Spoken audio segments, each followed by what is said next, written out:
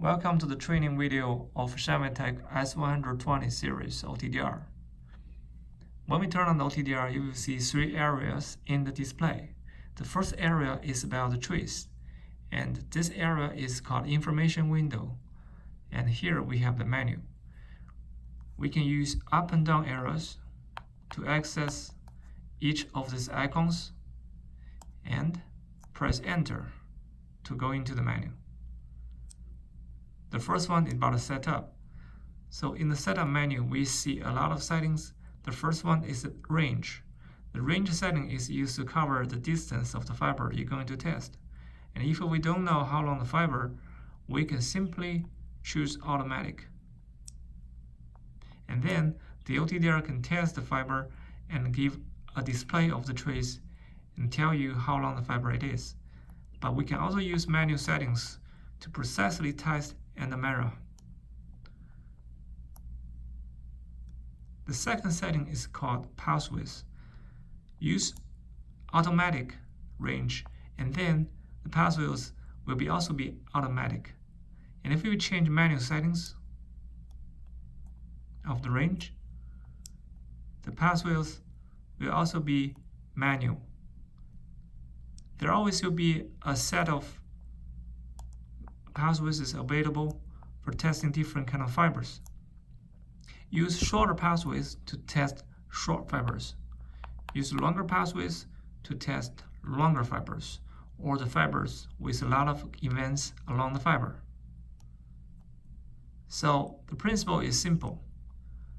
Whenever you choose a range, for example, let's take 260 kilofit for example, and the default pulse width is 300 nanoseconds.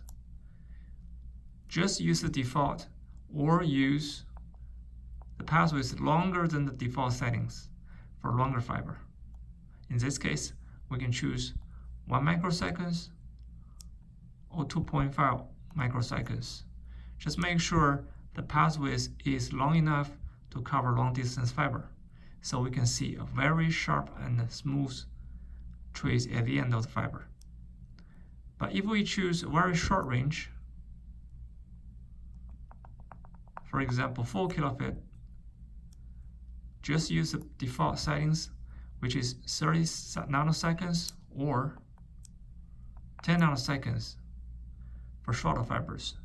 The shorter fiber pulse width we have, and the better we can identify close events along the shorter pulse width fiber. Okay, here we go. And the next setting is about averaging time. So we can choose quick or 3 minutes. Normally we use 15 seconds, but quick is a very short test. We just give one shot and give it the fiber rough setting and looking and display, and then we can determine if we want a longer time to test. For longer fiber or the fiber with a lot of events or higher loss, use longer time. We can choose 30 nanoseconds, 30 seconds or 15 seconds and start a test.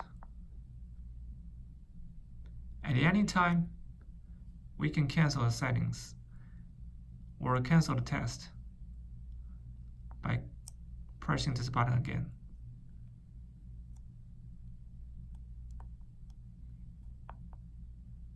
And the fourth settings is called wavelengths. There are two wavelength settings, 1310 and 1550. And next one is called measurement mode. We have two modes, averaging or real time. In averaging, the time will finish by the averaging time you set. The test will stop like 15 seconds after we set 15 seconds, or finish by 1 minute if we change 1 minute. But in averaging mode, it will never stop testing until we cancel that. So real-time testing is basically to identify fiber. When we have the fiber connect to the OTDR and test it in real-time mode, if there's anything wrong on the fiber, for example, we bend it or we cut it or we make some real high loss along the fiber, we can see the change of the trace in real time. It really helps us in the field to identify fibers among a bunch of other fibers. But most time, we use averaging test to get a whole display of the trace of the fiber and get the average loss, get the events on the fiber, and also the distance of the fiber.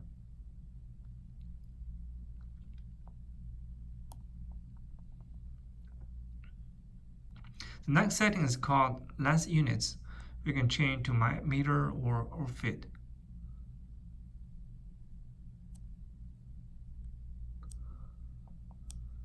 IOR setting is about the setting of the fiber. It really determines distance accuracy of the testing. But use default, or we can check the label of the fiber. Input the correct number before the test. Scattering coefficient is all about the testing accuracy of the reflectance of connectors along the fiber. So if we don't know that, just simply go default. The next setting is about a group of settings called reflection, non-reflection, and end thresholds. So threshold settings really help us to identify the events on the fiber. Non-reflection event is about the bend or splice points. Reflection event is about the connectors or fiber end or break. And end thresholds is just a fiber end. So for taking non-reflection thresholds, for example, the default setting is 0.2 dB. We can press enter and change the value by moving left and right buttons, and to select the digit is going to be changed, and then use up and down arrow to change the value. So currently 0.2 means all those events which their insertion losses are greater than 0.2 will be identified on the trace. Otherwise, it will be ignored. Same happened in reflection thresholds. If we change the threshold settings to a very high value, for example 72, and then we can identify very small reflections along the fiber. But if we happen goes to a very low value, and then those small events, small reflections will be not identified unless we change the value. The default value is -52, and it can go to -78 maximum.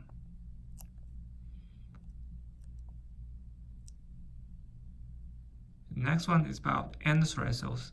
By default, 3 dB loss will be regarded as a fiber end.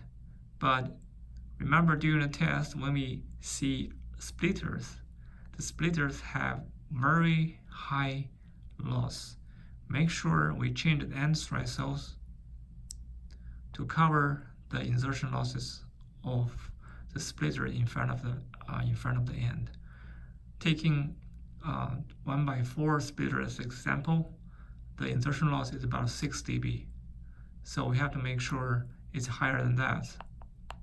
And then we can identify the splitter as an event, but not at the end, because there are still fiber or events after that splitter. So make sure during the testing of a long, higher pathways, higher loss events like splitters, make sure end threshold is set to high.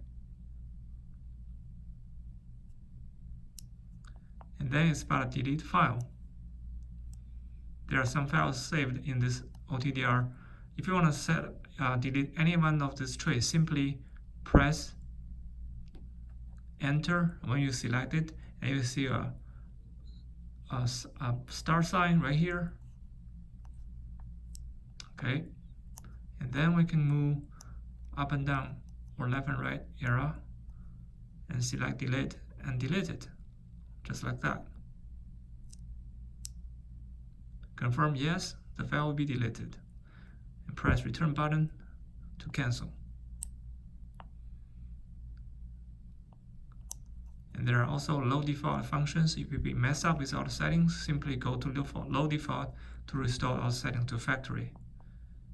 And helps us to understand the basic operation of the OTDR.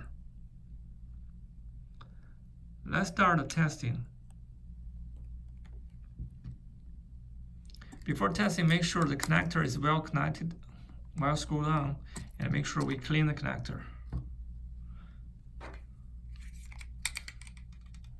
Use a cleaning pen.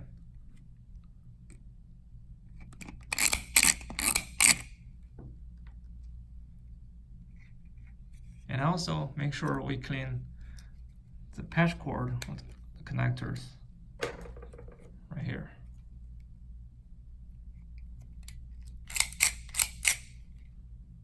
Because dirty connectors really cause a lot of problems of the test.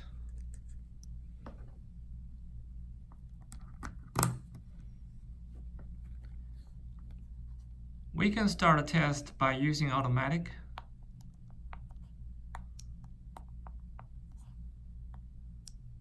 And press this button to start trace.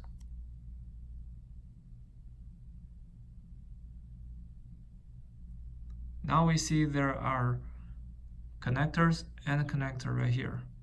Simply because the fiber here we have here is one connector at the beginning and one connector at the end.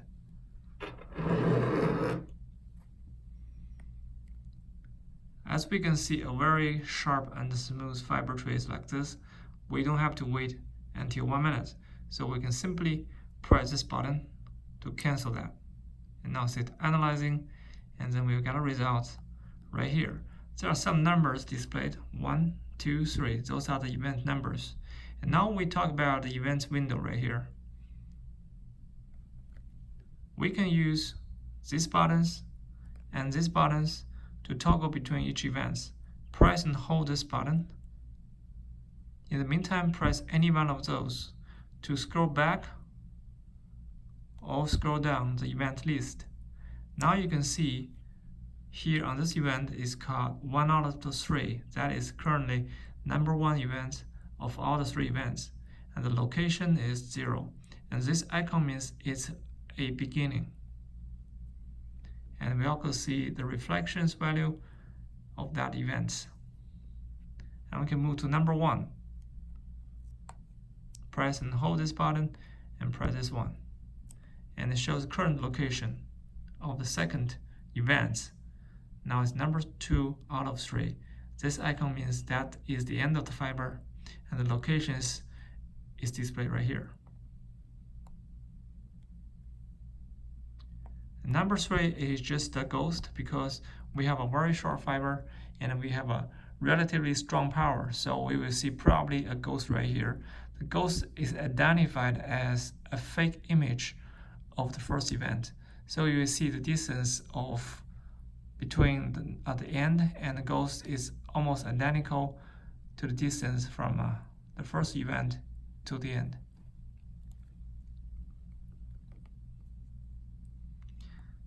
And now we can also jump to other information windows by accessing this icon right here. Use right button, use down button or up button to toggle between those icons and access this button right here and press enter to toggle between each window. Here we see macro window. In macro window we can move the markers. There are 2 markers right here.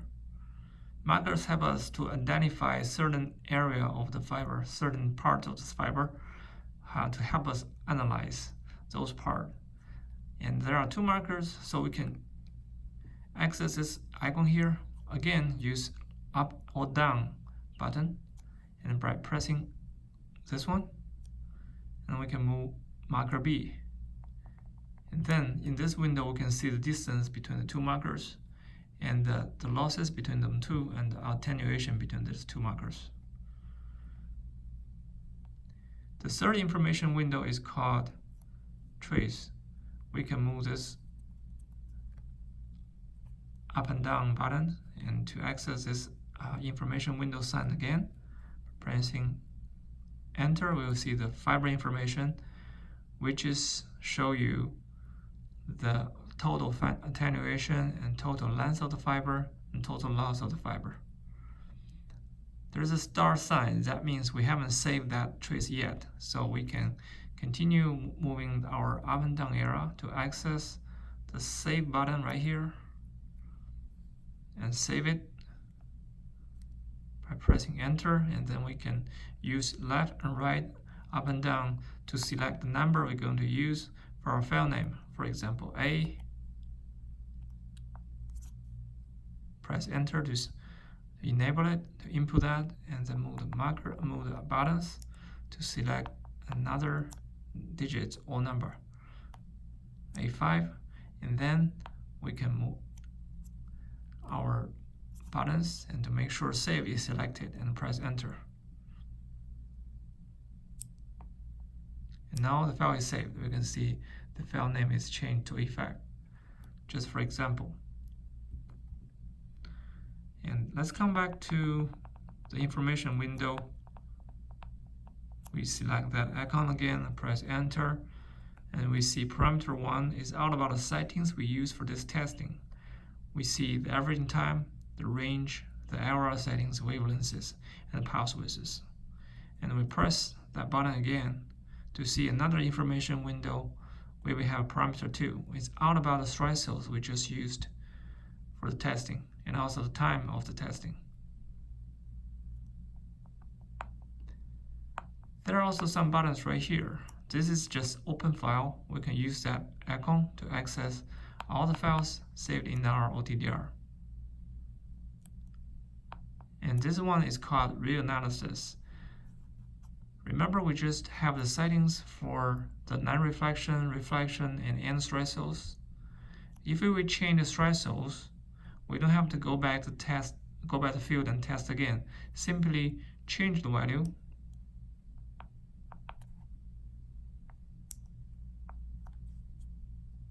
and return and come to this reanalysis icon. Now we can run a reanalysis based on the new conditions. And then we get a new results based on the new settings.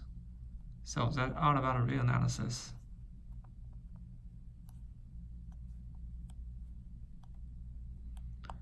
And this button right here means zoom in, zoom out of the traces, or fiber or marker movement. Simply, we can use all the combination much faster than using this button right here. So in any trace interface, we can press and hold this button and press any of those buttons to zoom in or zoom out horizontally and vertically of the trace. So it's always around the active fiber marker area. Now marker B is activated. When we're going to zoom in and zoom out, it's all around this marker. So let's try zoom horizontally.